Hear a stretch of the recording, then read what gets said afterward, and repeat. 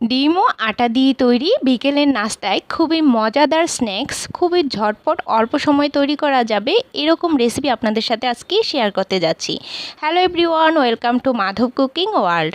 ডিম ও আটা দিয়ে তৈরি আজকের রেসিপিটি একটু ভিন্ন পদ্ধতিতে খুবই মজাদারভাবে তৈরি করে দেখাবো। আশা করি আপনাদের অনেক ভালো লাগবে। যদি ভালো লাগে অবশ্যই কিন্তু চ্যানেলটি সাবস্ক্রাইব করে বেল আইকনে অলে প্রেস করে রাখবেন, তাহলে প্রতিদিনের নোটিফিকেশান সবার আগে আপনার কাছেই যাবে। তো চলুন রেসিপিটি শেয়ার করে নিই। প্রথমে একটা মিক্সিং বলে দুটো ডিম নিয়ে নিচ্ছি, আর এর সাথে সামান্য একটু নিয়ে নিচ্ছি বিট লবণ। চাইলে কিন্তু আপনারা নর্মাল যেই লবণটা আছে সেটা দিয়েও করতে পারবেন। আর সাথে খুবই সামান্য পরিমাণে দিয়ে দিচ্ছি গোলমরিচের গুঁড়ো। আর এই তিনটা উপকরণ খুব ভালোভাবে মিক্স করে নিব যতক্ষণ না পর্যন্ত এই উপকরণগুলো ডিমের সাথে খুব ভালোভাবে অ্যাবজর্ব হয়ে যায়। তো আমার কিন্তু ভালোভাবে মিক্স করা হয়ে গেছে। এবার একটা ছোট সাইজের স্টিলের ট্রে নিয়ে নিয়েছি। এই ট্রেতে এবার আমি সামান্য কিছুটা পরিমাণ তেল ব্রাশ করে নিব। ভালোভাবে চারদিকটাতে তেলটা ব্রাশ করা হয়ে গেলে এবার যে ডিমের মিশ্রণটা আমি করে রেখেছি সেটা এর মধ্যে পুরোটা ঢেলে দিব। আর এই ডিমটাকে আমি এবার একটু ভাপিয়ে নিব। এবার একটা প্যানে দিয়ে দিচ্ছি কিছুটা পরিমাণে জল, আর এর উপর একটা স্ট্যান্ড বসিয়ে দিচ্ছি যাতে স্টিলের ট্রেটা খুব ভালোভাবে সমান্তরালভাবে বসে থাকে। তো এভাবে উপর দিয়ে বসিয়ে দিয়ে আর উপরে একটু ঢাকনা দিয়ে দিচ্ছি। আর ঢাকা দেওয়ার পর যে ছিদ্রটা আছে সেটা আমি বন্ধ করে দিচ্ছি। আর এইভাবে কিছুক্ষণ ভাপিয়ে নিচ্ছি।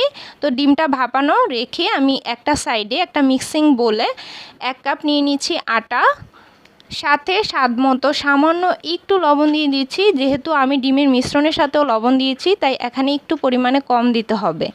আর সাথে বেকিং সোডা খুবই সামান্য পরিমাণে দিয়েছি।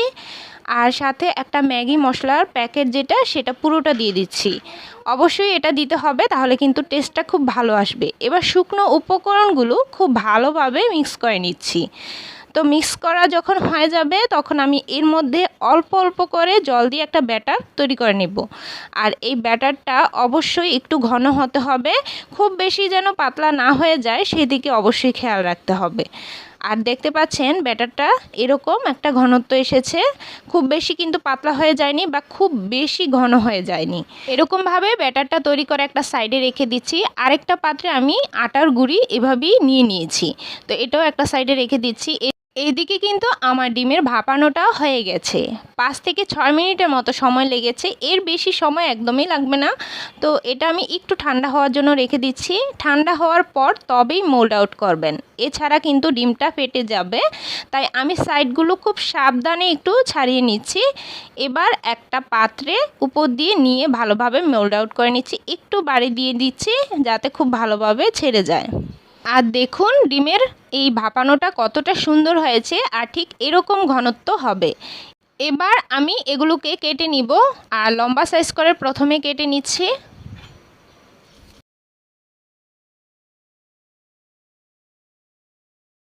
প্রথমে লম্বা সাইজ করে কেটে নেওয়ার পর আমি মাঝ বরাবর আরেকবার টুকরো করে নিয়েছি যাতে খুব বেশি বড় না হয়ে যায়। আর এরকম ছোট করে টুকরো করে নেওয়ার পর আমি যে ব্যাটারটা তৈরি করে রেখেছিলাম তার মধ্যে প্রথমে ডুবিয়ে দিচ্ছি। আর খুব ভালোভাবে কোট করে নিতে হবে যাতে চারপাশটাতে এই মিশ্রণটা লেগে যায়। আর এভাবে ভালো করে কোট করে নেওয়ার পর শুধুমাত্র যে আটার গুঁড়িটা ছিল তার মধ্যে খুব ভালোভাবে আবারও কোট করে নিচ্ছি। আর দেখুন এই স্টেপটা একটু সময় নিয়ে করবেন, খুব ভালোভাবে চেপে চেপে সেট করে নিতে হবে যাতে গুঁড়িটা খুব ভালোভাবে এভাবে সেট হয়ে যায়। আর দেখুন আমরা যে চিকেন ফ্রাইগুলো করি ঠিক সেরকমভাবেই কিন্তু এটা কোট করে নিতে হবে।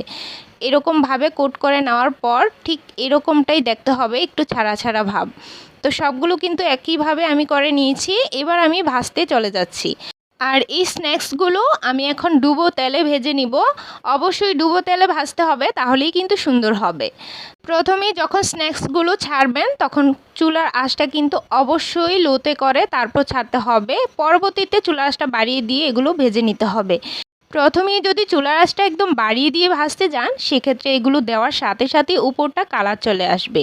তো আমি কিন্তু এগুলো খুব ভালো করে একদম ভেজে নিয়েছি আর কালারটাও কিন্তু একদম ব্রাউন কালার চলে এসেছে। ঠিক এ পর্যায়ে আমি নামিয়ে নিচ্ছি। আর এগুলো কিন্তু ভাজলে এতটা ক্রিস্পি হয় খেতে, একবার ট্রাই করে অবশ্যই দেখবেন। আর খুবই সিম্পলভাবে সিম্পল ওয়েতে কিন্তু আজকের এই রেসিপিটি শেয়ার করেছি। আমার প্রত্যেকটা রেসিপি কিন্তু খুবই সিম্পল হয়ে থাকে, তাই আমার চ্যানেলটি একবার হলেও ঘুরে আসুন। আজকের মতো এ পর্যন্ত, সবাই সুস্থ থাকবেন, ভালো থাকবেন। ধন্যবাদ সবাইকে।